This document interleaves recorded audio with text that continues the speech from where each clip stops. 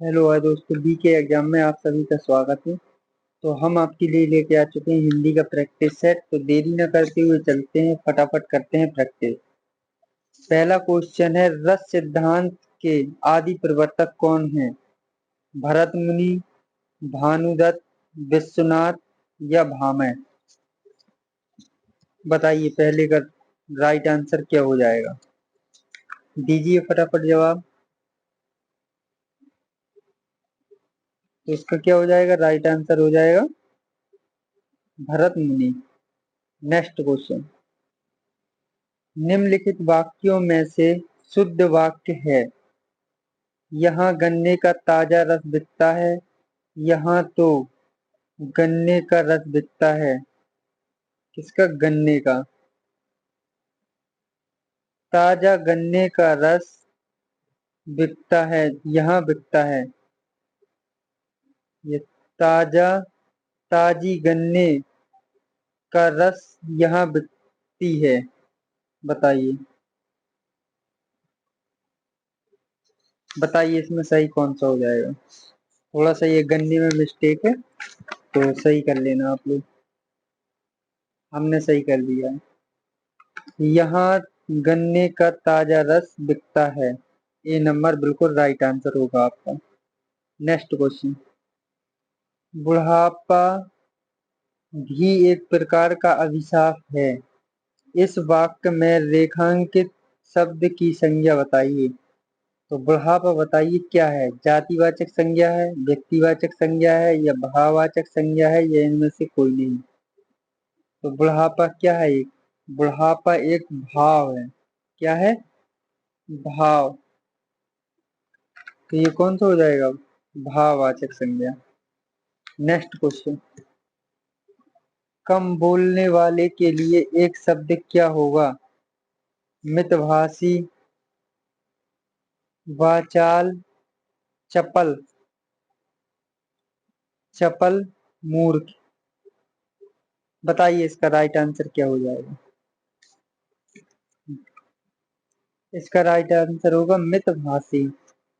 Next question, वे विकारी शब्द जो दो शब्दों, वाक्य अथवा वाक्य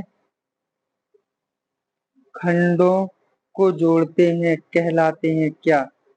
संबंध बोधक शब्द, विस्मयादि बोधक शब्द, क्रिया विशेषण शब्द या समुच्चय बोधक शब्द? बताइए इसका आंसर राइट क्या होगा? तो इसका हो जाएगा समुच्चय बोधक शब्द। क्या हो जाएगा? समुच्चय बोधक शब्द राइट आंसर। नेक्स्ट क्वेश्चन, वह गया था, इस वाक्य में भूतकाल का भेद है? पूर्ण भूतकाल, सामान्य भूतकाल, संदिग्ध भूतकाल या अपूर्ण भूतकाल? छठवां आंसर। बताइए इसका क्या हो जाएगा? तो इसका हो जाएगा पूर्ण भूतकाल, वह गया था। ठीक है, चलते हैं नेक्स्ट क्वेश्चन की। निम्नलिखित में से अशुद्ध वर्तनीय वाला शब्द है? उलझन, मनोरथ, उज्ज्वल या वात्सल्य?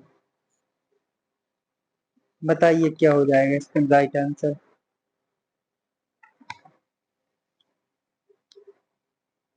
ये होगा अशुद्ध उज्ज्वल। उज्ज्वल कैसे लिखा जाता है?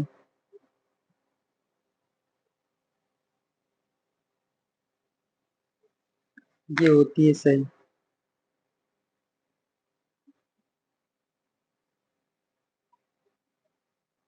नेक्स्ट क्वेश्चन, इनमें अनुग्रह शब्द का विलोम कौन सा है? आग्रह, संग्रह, ग्रहण, विग्रह? बताइए। 37वां, वो सॉरी 8वां क्वेश्चन। बताइए इसका कौन सा हो जाएगा? तो इसका हो जाएगा अनुग्रह का विग्रह।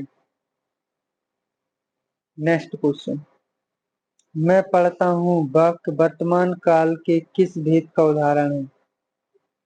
सामान्य वर्तमान काल, तात्कालिक वर्तमान काल, पूर्ण वर्तमान काल या संभव वर्तमान काल?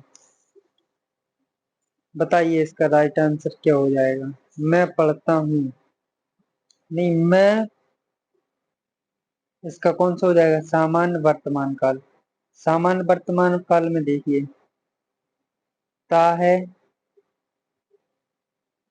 ती है,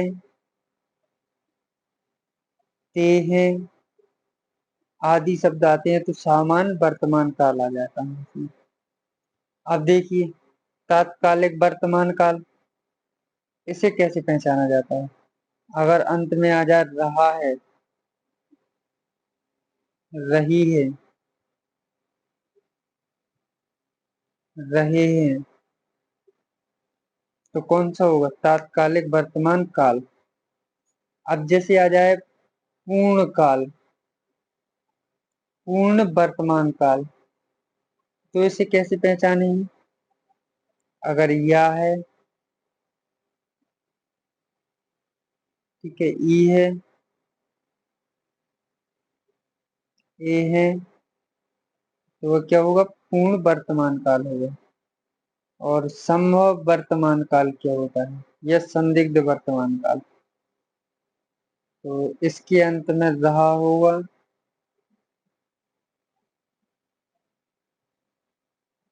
रही होगी। अगर ये शब्द आ जाते हैं तो क्या हो जाता है? संभव वर्तमान काल या संदिग्ध वर्तमान काल। इसी को कहते हैं संभव को संदिग्ध वर्तमान काल। नेक्स्ट क्वेश्चन, रचना की दृष्टि से क्रिया के भेद हैं कितने? बताइए, 3, 2, 4, 5।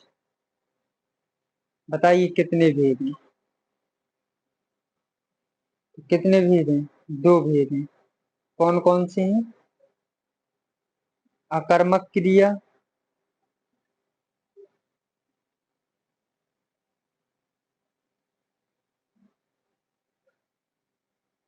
एक होता है सकर्मक क्रिया।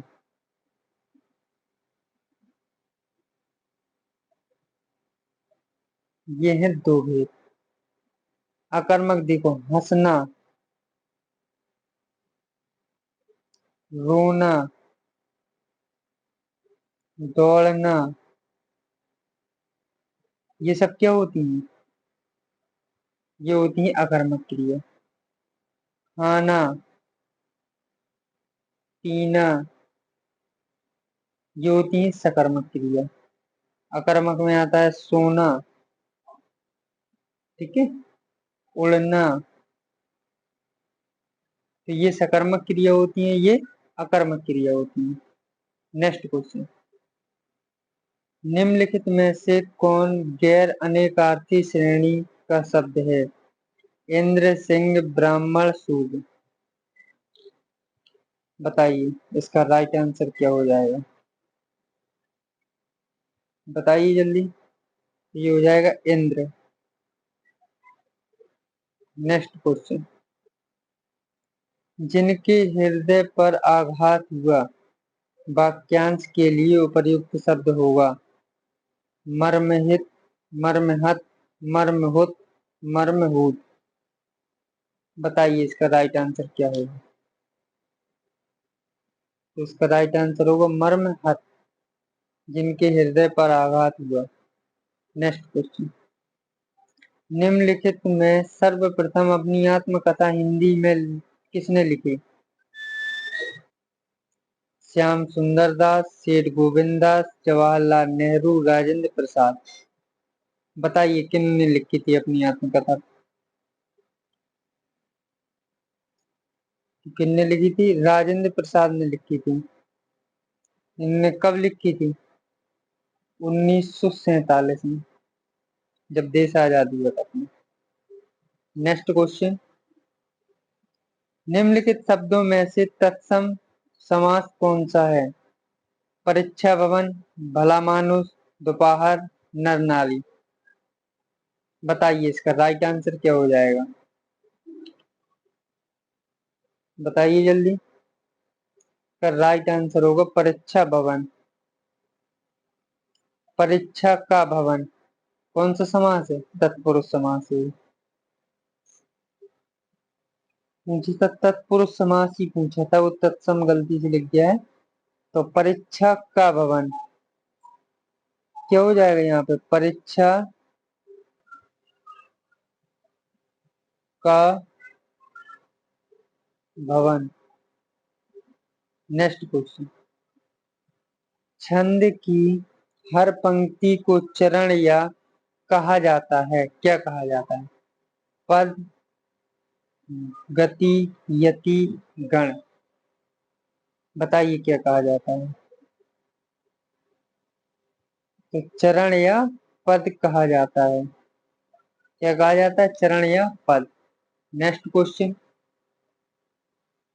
एक आंख से रोवे एक आंख से हंसे, लोकोक्ति का सही अर्थ है।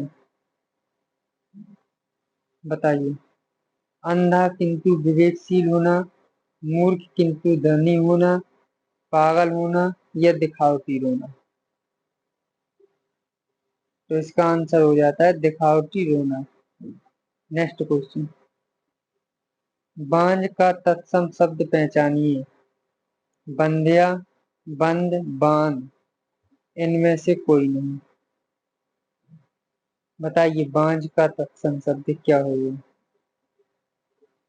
बंध्या, ए नंबर।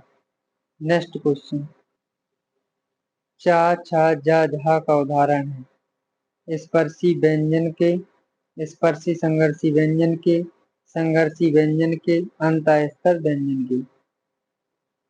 तो बताइए इसका राइट आंसर क्या हो जाएगा? स्पर्श संघर्षी व्यंजन के। नेक्स्ट क्वेश्चन, ठेठ हिंदी का ठाठ के लेखक कौन है? बताइए। ठेठ हिंदी का ठाठ लेखक कौन है? बालकृष्ण भट्ट, प्रेमचंद, अयोध्या सिंह उपाध्याय, किशोरी लाल गोस्वामी। तो इनके राइट आंसर है अयोध्या सिंह उपाध्याय। नेक्स्ट क्वेश्चन, नौकर का पर्यायवाची शब्द लिखिए। सेवा, सेवक, सहचर, सहचारी। बताइए नौकर का पर्यायवाची शब्द क्या होगा? तो नौकर का होगा सेवक। नेक्स्ट क्वेश्चन, सर्वनाम के उचित रूप से रिक्त स्थान की पूर्ति कीजिए। खाली स्थान बड़ी बहन कहाँ रहती हैं? बताइए तो इसमें क्या आएगा? बताइए क्या आएगा? आपका, आपको, आपकी, आपने। तो आपकी बड़ी बहन कहाँ रहती हैं? Cat number. दोस्तों आज के लिए इतना ही। अगर आपको हमारी वीडियो अच्छी लगे तो प्लीज चैनल को सब्सक्राइब एंड वीडियो को लाइक कीजिए। मिलते हैं नेक्स्ट वीडियो में, तब तक के लिए धन्यवाद। All the best.